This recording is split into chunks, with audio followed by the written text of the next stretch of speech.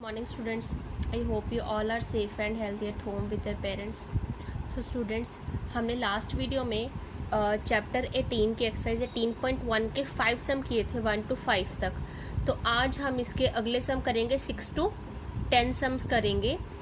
तो इसकी मैंने इंट्रोडक्शन भी करवाई थी जिसमें मैंने बोला था कि किसके कुछ फॉर्मूलेज हैं तो आपने वो फॉर्मूलेज लर्न करने हैं. तो उसी फॉर्मूलेज के बेस पे ही हम इसके बाकी के जो सम्स हैं वो सॉल्व करेंगे. जैसे इसका 6th सम है, a room is 9 metre long and 7 metre broad. It has one door measuring 1.5 metre multiply 1 metre. Means इसकी लेंथ जो 1.5 मीटर है और ब्रेथ क्या है 1 मीटर है. The cost of painting the walls of the room is ₹50 per square metre is 7,925 rupees. Find the height of the room. हमें कोई भी रूम दिया गया है, जनरली हमें रूम की तीनों डायमेंशंस देते हैं, लेंथ, ब्रेथ और हाइट. बट इन्होंने लेंथ दिया, ब्रेथ दिया, बट इसकी हाइट अभी नहीं दी. हाइट हमने फाइंड करनी है. और उस रूम में एक डोर है जिसकी लेंथ क्या है 1.5 मीटर और ब्रेथ क्या है 1 मीटर. तो उस जो रूम है उसकी जो वॉल्स को पेंट किया, तो पेंट करने पे अगर हम 50 रुपीज पर मीटर के हिसाब से अगर हम पैसे लेते तो उसका जो रुपीज में कितना खर्चा आया 7,925 रुपीज. तो हमने क्या इसकी हाइट फाइंड करनी है रूम की. तो लेट्स स्टार्ट विद दिस सम. तो हम इसकी हाइट अभी फाइंड कैसे करेंगे, पहले हमने जो हमें गिवन है वो चीजें हमने लिख ली, length of room, breadth of room. ठीक, अब हमने एरिया फाइंड किया तो एरिया का फॉर्मूला लगा दिया 2 × L + B multiply H. H की जगह हमने H ही लगाया क्योंकि हमें हाइट नहीं गिवन. तो हमारा क्या है 32 H मीटर स्क्वायर. ठीक है. Cost of painting walls 50 metre per metre. तो कितनी कॉस्ट आ गई, अगर 50 रुपीज पर मीटर है तो इसकी 7,925 रुपीज. तो एरिया ऑफ रूम कितना हुआ, तो हमें पता है कि हम एरिया कैसे निकालते हैं, टोटल जो अमाउंट है उसको डिवाइड करना है पर मीटर से. तो हमारी टोटल अमाउंट ये रही, उसको हमने डिवाइड कर दिया 50 से, तो ये हमारा आ गया एरिया. तो मतलब इतने एरिया में अगर हम ये वॉल्स, इतने एरिया की जो वॉल्स हैं उस पर अगर हम पेंट करेंगे तो उसके बाद ही हमारा इतना खर्चा हो रहा है. तो उसके बाद हमारा आ गया length of a door is, length हमें ब्रेथ गिवन है तो एरिया ऑफ डोर कितना आ गया, दोनों को मल्टीप्लाई कर दिया, length multiply breadth. So area of room to be painted, जो हमने जो क्योंकि हमने जो इसकी डोर है, डोर तो नहीं पेंट करना ना, हमें सिर्फ वॉल्स पेंट करनी है. तो हम क्या करेंगे, पूरे रूम में से इस जो डोर की डायमेंशन है इसे माइनस कर देंगे. तो हमने क्या किया, जो पूरा हमें रूम था, रूम में से हमने क्या माइनस कर दिया, डोर के एरिया को माइनस कर दिया. तो इज इक्वल टू में भी हमने क्या रख दिया, पूरा रूम का मतलब जो रूम जहाँ पे पेंट किया है उसका एरिया रख दिया जो हमें यहाँ से फाइंड किया था वो हमने इसके सामने रख दिया. अब हमने इसे सॉर्ट आउट किया एच की वैल्यू फाइंड करने के लिए. विदाउट एच थी तो इसलिए हम इसे अपोजिट साइड ले गए, वहां जाके माइनस थी इधर आके प्लस हो गई. तो इसे प्लस किया कितना आ गया 160. तो हमने एच की वैल्यू कैसे निकाल दी, 160/32 is equal to H is equal to 5 metre. ये हमारा एच आ गया. अब इसके बाद स्टूडेंट्स जो हमारा नेक्स्ट क्वेश्चन है 7th. तो 7th में क्या है, a rectangular garden is of length 50 metre and breadth is 30 metre. A path of 3.5 centimetre width is made inside the garden. Find the area of the path. तो हमें given है कि हमने एक रेक्टेंगुलर पार्क है ABCD जिसकी length क्या है 50 मीटर, ब्रेथ क्या है इसकी 30 मीटर. ठीक है. तो उन्होंने बोला है कि इतनी विथ का 3.5 विथ, इतनी चौड़ा, मतलब इसके अंदर एक पाथ बनाया हुआ है इस रेक्टेंगुलर पार्क के अंदर. इनसाइड हमें मतलब बताया गया, इनसाइड मतलब ABCD जो रेक्टेंगल है इसके अंदर जो पाथ बना हुआ है, ये वाला, ये पाथ बना हुआ जहाँ पे लोग सैर करते हैं, तो उसकी विथ कितने 3.5 मीटर है. तो हमने फाइंड करना है कि इस पाथ का, ये पाथ का एरिया फाइंड करना हमने, जो PQRS और ABCD रेक्टेंगल के बीच में आ रहा है, ये वाला, ये हमने पाथ का एरिया फाइंड करना है. तो फर्स्ट हम क्या करेंगे, length of ABCD is 50, breadth is 30. तो एरिया क्या आ गया इनका 1500 मीटर स्क्वायर. तो विथ बिटवीन टू रेक्टेंगल्स, तो दोनों रेक्टेंगल्स के बीच में कितनी विथ है हमारी 3.5 सेंटीमीटर है. ठीक है. तो since path inside the garden, तो हमें ये पता है कि जो पाथ है वो अगर गार्डन के अंदर हो तो हम क्या करेंगे, माइनस करेंगे. अगर पाथ गार्डन के बाहर हो तो हम करेंगे प्लस. तो हमें क्योंकि यहाँ पे जो फॉर्मूला गिवन था वो पॉजिटिव में गिवन था, क्योंकि वहां पे जो पाथ था वो, जैसे ये गार्डन है तो इसके बाहर ये पाथ बना हुआ था, बट इसके हमें अंदर दिया हुआ है। ठीक है, तो हमने क्या फॉर्मूला लगा दिया, कौन सा फॉर्मूला लगाया, ये L माइनस 2 मल्टीप्लाई एक्स, जिसमें L लेंथ है, 2 मल्टीप्लाई एक्स क्या है, विथ। तो हमने लगा दिया L माइनस 2 मल्टीप्लाई एक्स, तो लगा के सॉल्व करके हमारा ये आ गया लेंथ। अब एक हमारी ब्रेथ भी यही आएगी, B माइनस 2 मल्टीप्लाई एक्स, तो B क्या ब्रेथ आ गई, माइनस 2 मल्टीप्लाई एक्स क्या है इसकी विथ 3.5, तो इसे हमने सॉल्व किया तो कितना आ गया 43।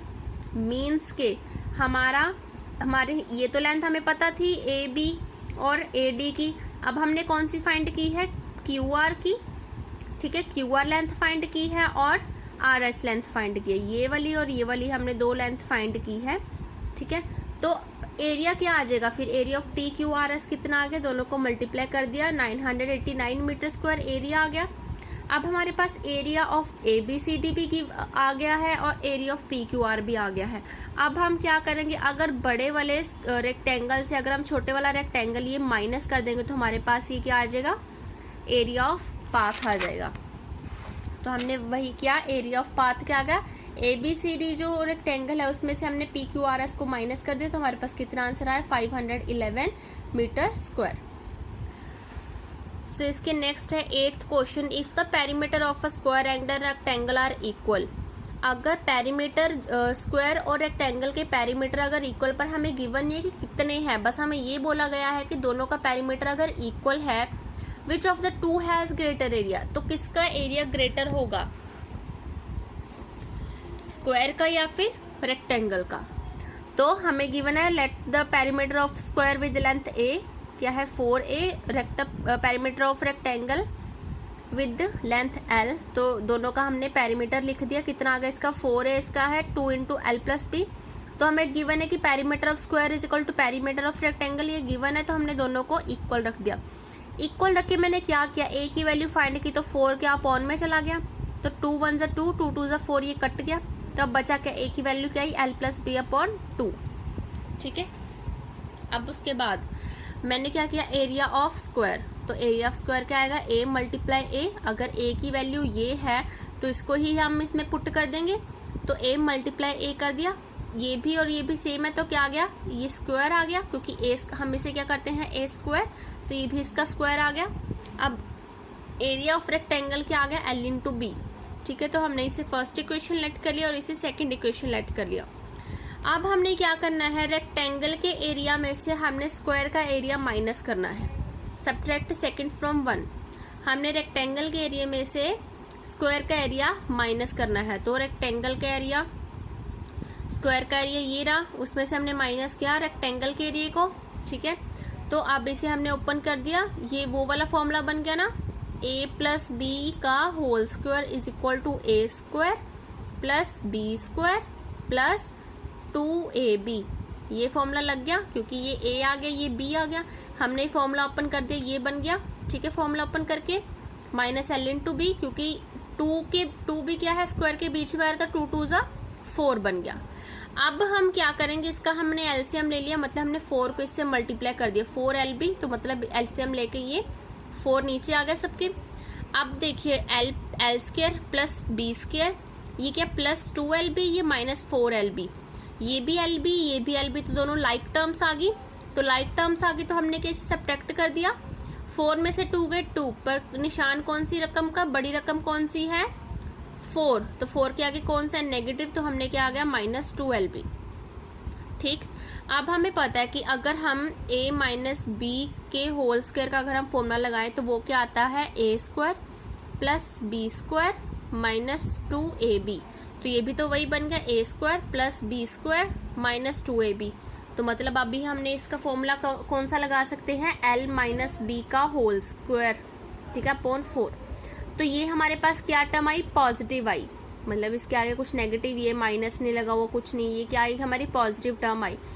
तो पॉजिटिव टर्म कब आती है, अगर हम सब्ट्रैक्ट, अगर मैं करूँ 5 में से 4 को माइनस करूँ तो मेरी 1 जो टर्म आएगी वो क्या आई, पॉजिटिव आई। तो मतलब 5 बड़ा था इसीलिए मेरी पॉजिटिव टर्म आई ना। अगर मैं 4 में से 5 को माइनस करूं तो मेरी क्या आएगी -1।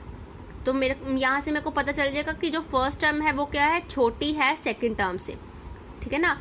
तो अब यहाँ पे अगर पॉजिटिव आए तो मुझे पता कि फर्स्ट टर्म जो है वो बड़ी है सेकंड टर्म से, तो इसका भी क्या हमारा पॉजिटिव आंसर आया।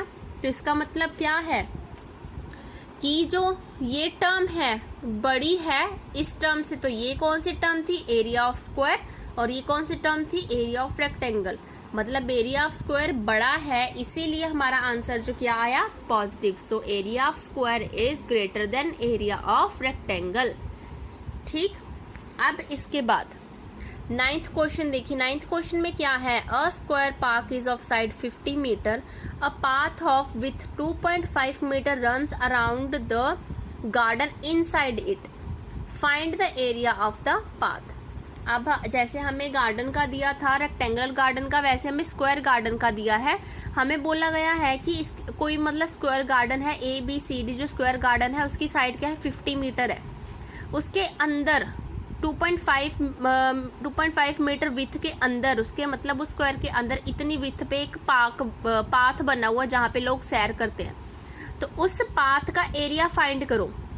तो हम वैसे ही करेंगे, हमें लेंथ कितनी गिवन है ABCD की, ABCD का मतलब AB की साइड कितनी गिवन है 50 मीटर, और साइड कितनी PQRS की साइड हमें कैसे पता चलेगी, L-2x।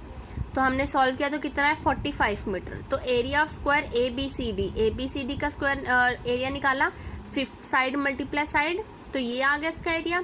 Area of square PQRS, क्योंकि उसकी साइड 45 थी तो 45 मल्टीप्लाई 45, तो ये आ गई इसकी। तो एरिया ऑफ पाथ कितना आया, पूरे ABCD में से हमने PQRS को माइनस कर देना है, तो माइनस करके कितना आया 475 मीटर स्क्वायर के आगे हमारा पाथ आ गया। अब उसके बाद last question of this video is 10th question, if the base of the right angle triangle is 6 centimetre and hypotenuse is 10 centimetre, find its area. तो हमने जो पढ़ा था, इसके फॉर्मूले के बारे में पढ़ा था, तो हमने क्या पढ़ा था, half of base multiply height. हमें बेस तो गिवन है बट हमें हाइट ये वाली चाहिए, ये हमें हाइट नहीं गिवन, ये हाइपोटेन्यूज दिया है तो हमें ये नहीं चाहिए। तो हमें अगर हाइपोटेन्यूज गिवन है, बेस गिवन है, तो हम हाइट इसकी फाइंड आउट कर सकते हैं। कौन सा फॉर्मूला लगा के, पाइथागोरस थ्योरम लगा के। तो उसमें क्या है, hypotenuse square is equal to base square plus height square. मतलब इसका जो स्क्वायर है वो किसके इक्वल होता है, इसके और इसके स्क्वायर के सम के। ठीक है, तो हाइपोटेन्यूज स्क्वायर की वैल्यू पुट कर दी 10 square is equal to base की 6 स्क्वायर प्लस हाइट कितने हमने लेट कर ली x, तो x स्क्वायर। अब इसको स्क्वायर किया 100 आ गया, इसको स्क्वायर किया 36 आ गया। ठीक है ना, क्योंकि 10 10 100, 6 6 36। अब 100 में से 36 मैंने माइनस कर दिया क्योंकि यहाँ पे ये पॉजिटिव था, इधर आके क्या हो गया नेगेटिव, नेगेटिव हो गया क्या आ गया 64।